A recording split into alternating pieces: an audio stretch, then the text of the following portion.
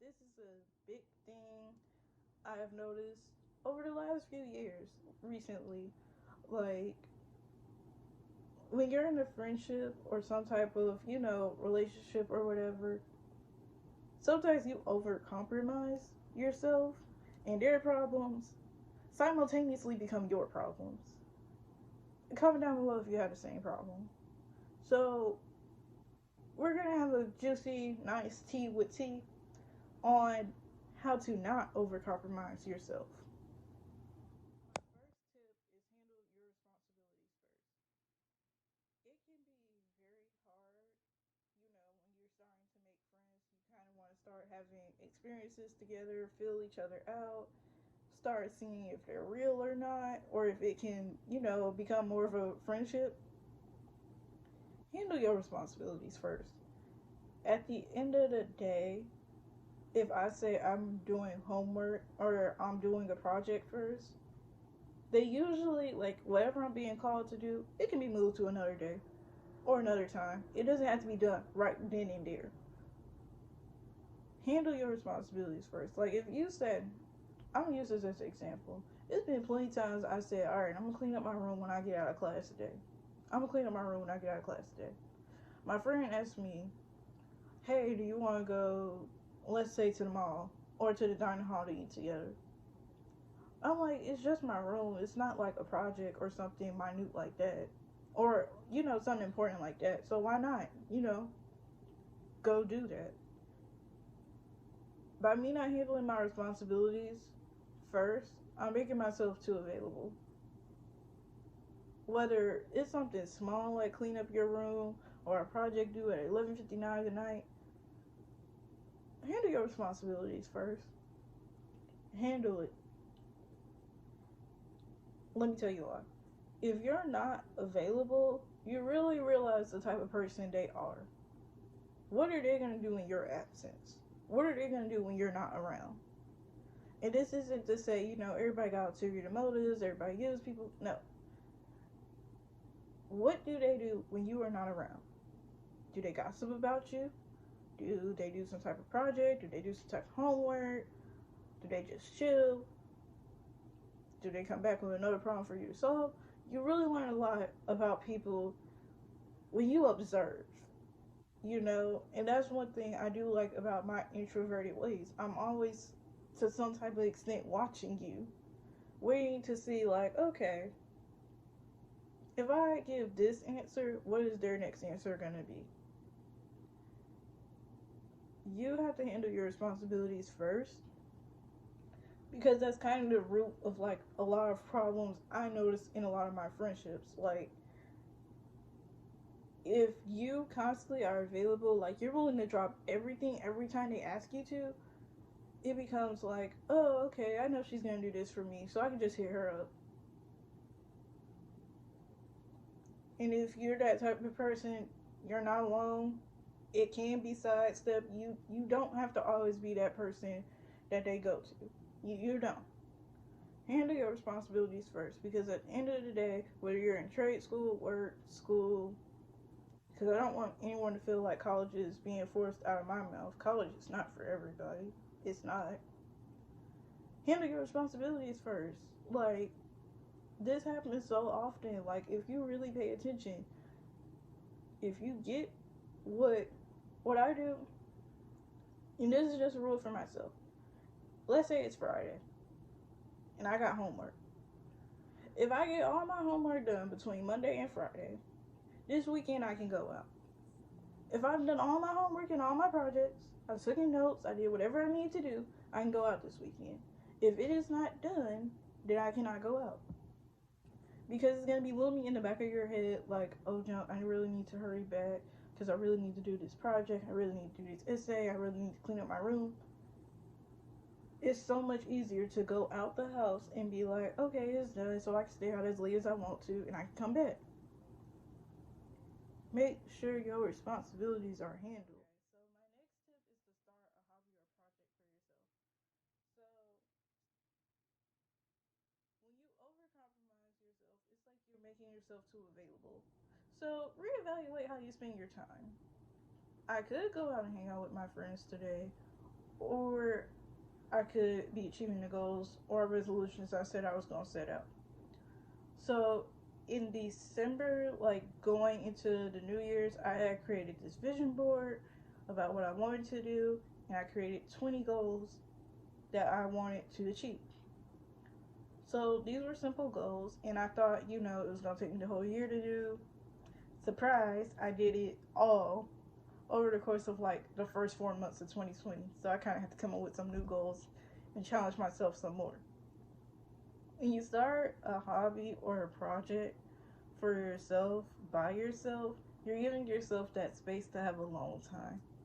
Like when I shoot my YouTube videos, someone else could be filming, but for the most part, I'm the only one on camera, and I'm the only one who's gonna edit, or I'm the only one filming. That's what it is 90% of the time. Unless my friend is there when I'm already trying to get the video going. Starting projects and hobbies, it kind of breaks up your time because if you're a social butterfly, it's not wrong with being social. But sometimes it can be hard to be like, no, I'm not going to go to this party. No, I'm not going to go to this event.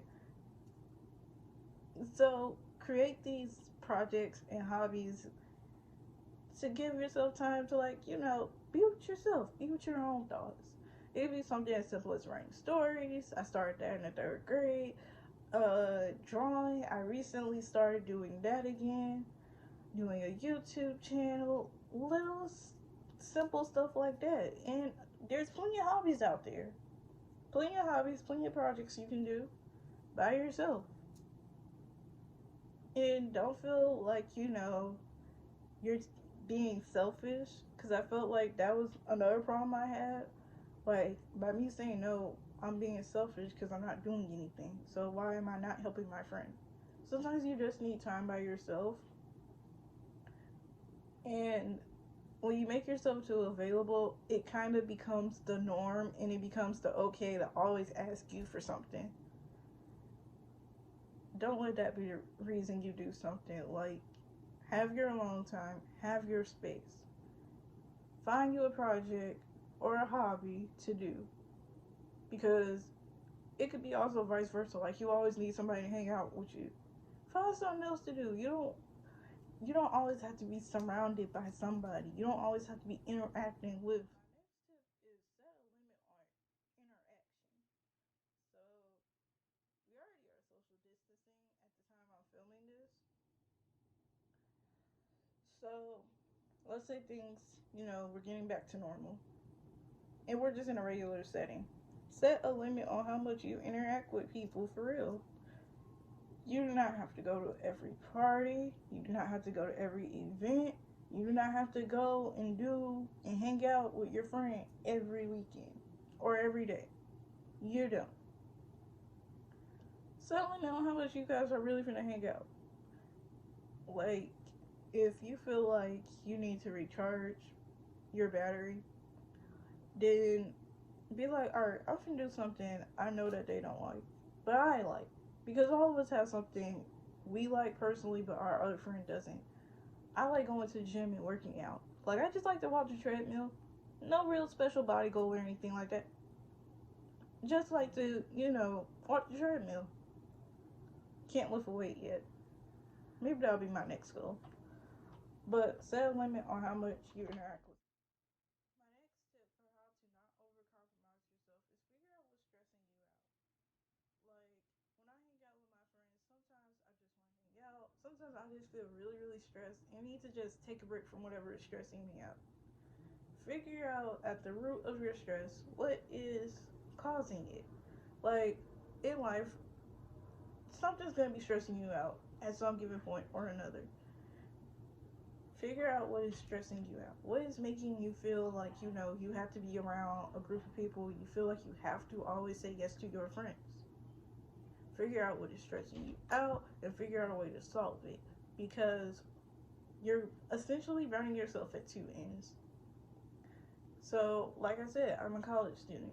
So, I'm already stressed out with classes on this end, maintaining my GPA, getting scholarships, and everything else that comes along with being a college student. My friends' problems are becoming my problems. essentially, like, it's just gonna be an explosion because you're burned at two ends. Like, you're burning yourself out. Figure out what is causing you stress. Make sure you are taking care of yourself and create some type of self-care routine. And make sure that you're really taking care of yourself. Like, in this day and age, like, you gotta take care of your body. Take care of your body, your mind, and figure out what is causing you stress. And can you get rid of that stress? If it is a class stressing you out because you're not learning the material, I guess, as fast as you want to, because I have that problem too. I feel like I should learn the material a lot faster than what I am sometimes capable of doing. See if there are resources available. Have you exhausted your resources and you're still not understanding? Have you talked to your professor? There's multiple ways to get over what you are stressing about.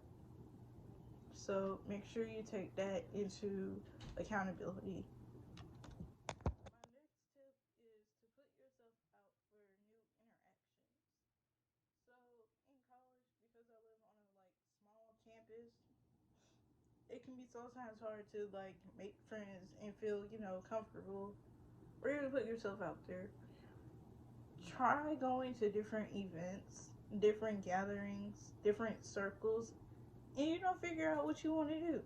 Like, there might be a book club. You don't really read books, but you kind of want to give it a try. Give it a try and see where things go from there. You might make some friends, you might realize some stuff about yourself. Make sure you're open to new interactions with people, because it's all a learning experience. Like, because by you constantly being open to new interactions and doing something new and different, you limit the chances of you being over compromised to one thing, because you're socializing and you're making, some more friends. So it's like you're constantly hitting the restart button. And I know I said in one of my earlier tips, like, set a limit on your interactions, and now I'm saying put yourself out there for new interactions. What I mean is, like, set a limit on, like, interactions, on attractions that you've already established. You guys have already established y'all are friends, y'all are cool with each other, and maybe you spend a lot of time with this one friend. Try interacting with another group of friends or another group of people, is what I mean. Like, put yourself out there to have new experiences, have new things come into work. That way you're open. Like, you don't have to overcompromise yourself to one person, one group of people. Be open. Be able to have multiple skills, have multiple tools in your toolbox. And I think that's all for this video. So comment down below any tips you have for yourself for how to not overcompromise yourself. And don't forget to like, comment, and subscribe. And I will see you in my next video.